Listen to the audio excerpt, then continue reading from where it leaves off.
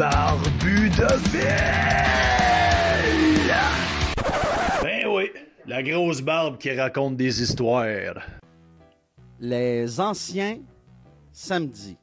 J'aimais Chris Nyland, Wayne Gretzky, Sport Mag, Bagatelle, Gary Carter, Jacques Doucet, mon frère, ma mère, la LNI, les Beaux Dimanches, les téléthéâtres de Radio-Canada, le Garden de Boston, Bugs Bunny, Rolly Finger, Rocky, les Expos, le Canadien, Gaétan Hart, Woody Woodpecker, les cheveux de Ron Duguay, la division Adam et Dino Bravo.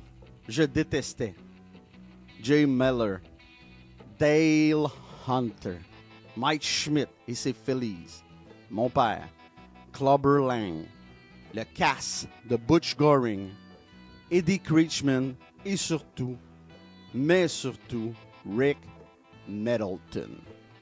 Il fait moins 30 au soleil, j'ai passé la journée dehors. J'ai joué au hockey bottine en gang ou seul à gagner la Coupe Stanley. J'ai construit des bonhommes de neige, j'ai glissé sur les buts en avant de la maison avec ma Crazy Carpet. J'ai tenté de patiner sur la glace. J'ai marché jusqu'aux Perrettes pour acheter des collants de joueurs de hockey pour mettre dans mes livres à collants Panini. J'ai eu le temps de me geler les mains, les pieds et de me dégeler les mains, les pieds avant de rentrer vers 4 heures de l'après-midi. Puis à 4 heures, parfois avec un chocolat chaud, mon frère et moi, on s'installait devant notre émission de bonhomme préféré, Bagatelle. À l'époque, il n'y avait pas de Télétoon, de Vrac TV, de Télétoon classique.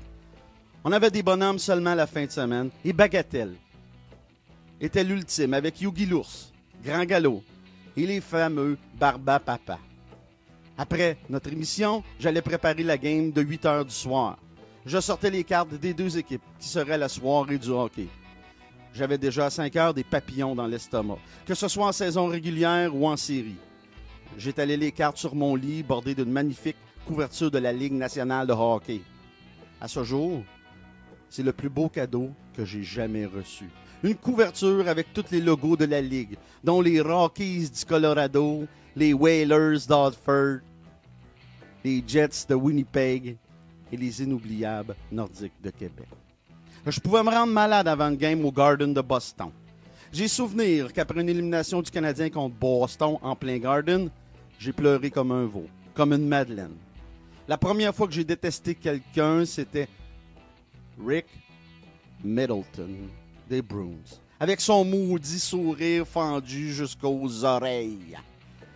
Le Garden de Boston, lieu mythique, et aujourd'hui est devenu le soporifique TD Bank North Garden, un aréna comme tous les nouveaux arénas de la Ligue nationale de hockey, sans âme, beige et identique. C'est comme si les Red Sox décidaient de démolir le Fenway Park. Ben, sais-tu quoi, l'évolution, c'est pas toujours un pas vers l'avant.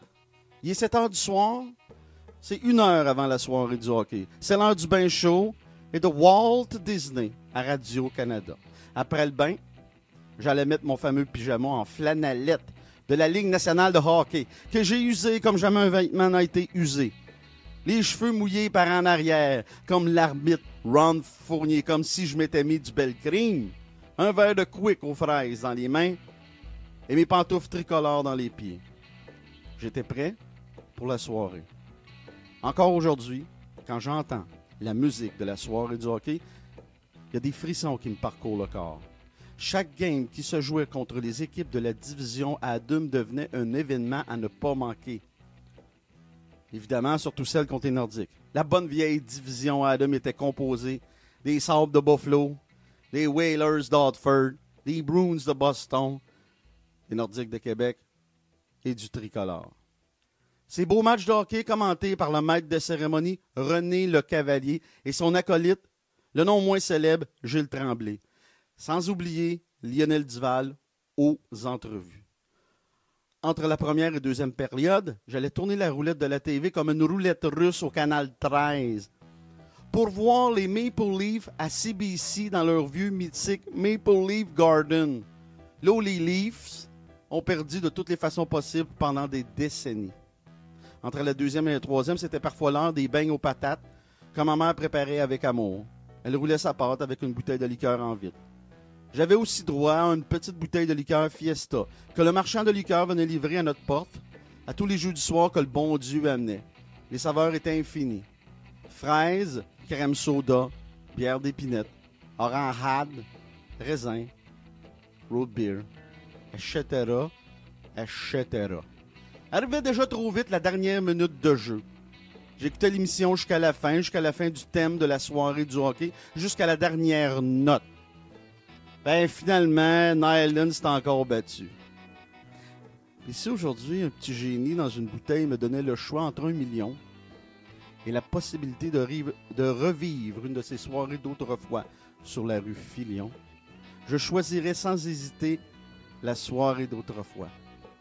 Et si ce même génie m'offrait un samedi, juste un, je choisirais une game dans laquelle on avait éliminé les Bruins en plein Garden de Boston, dans la face du gros Rick Middleton. Ouais. Cet épisode est une présentation de Chef Maison. Chef Maison, le meilleur traiteur, ça arrive sud de Montréal. Peu importe ta situation familiale ou ton besoin, ben Roger, le propriétaire, a un format pour toi. T'en veux-tu des choix? Familial 5 jours, monoparental 5 jours, individuel 5 jours, format grande famille.